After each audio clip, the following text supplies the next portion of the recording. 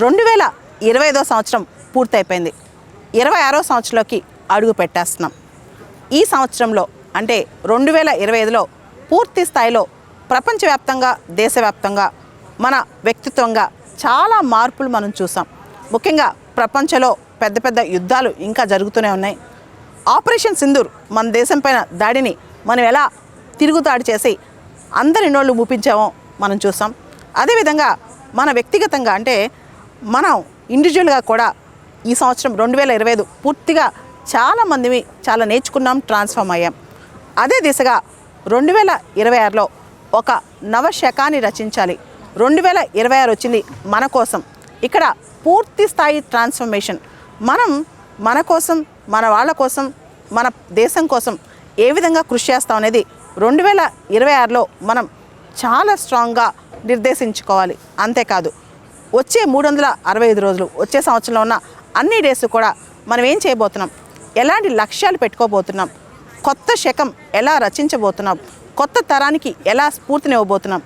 దాంతోపాటు మనం ఏదైతే జీవితంలో లక్ష్యాలు పెట్టుకున్నామో అవి కేవలం న్యూ ఇయర్ డే అంటే జనవరి 1వ తారీఖు మాత్రమే కాకుండా మొత్తం సంవత్సరం మొత్తం కూడా ఏ విధంగా మనం కంప్లీట్ చేసుకోవాలి, సంవత్సరం మొత్తం 365 రోజులు మన టార్గెట్స్ని ఏ విధంగా ముందుకు తీసుకెళ్లాలనే దాని మీద మనం ఈరోజు ఒక్కసారి అంతర్మదనం చేసుకుని దిశానిర్దేశం చేసుకోవాలి. మనం ఏ దారిని నడవబోతున్నామో ఆలోచించుకోవాలి. గత సంవత్సరం అంటే 2025లో మొత్తం నేను 365 రోజుల్లో ఒక్క రోజు కూడా ఆగకుండా పనిచేశాను. 365 రోజులు పనిచేశాను. అదే దిశగా వచ్చే సంవత్సరం అంటే 2026 మొత్తం కూడా నా వంతుగా నా కోసం, అందరి కోసం కృషి చేస్తాను. మీరు కూడా మీకోసం ఫస్ట్, మీ కుటుంబాల కోసం 2026లో ఎంత మనం చేయబోతున్నాం. ఎందుకంటే వచ్చే 3-4 సంవత్సరాలు మొత్తం ప్రపంచానికి, దేశానికి చాలా కీలకం. ముఖ్యంగా భారతదేశం 2047 కల్లా వికసిత్ భారత్ అవ్వాలన్నా, మనం అభివృద్ధి చెందాలన్నా ప్రతి వ్యక్తి తనకు తానుగా అభివృద్ధి చెందాలి. ప్రతి వ్యక్తి ట్రాన్స్ఫార్మ్ అవ్వాలి.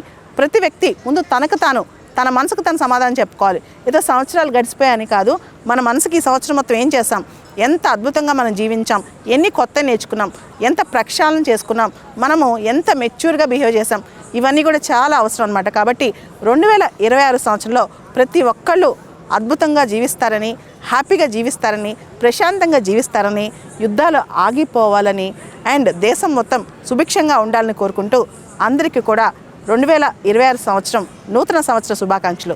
Wish you happy new year. And నా వంతుగా అందరి కోసం ఉంటాను, మీ వంతుగా మీకోసం అందరి కోసం ఉండండి.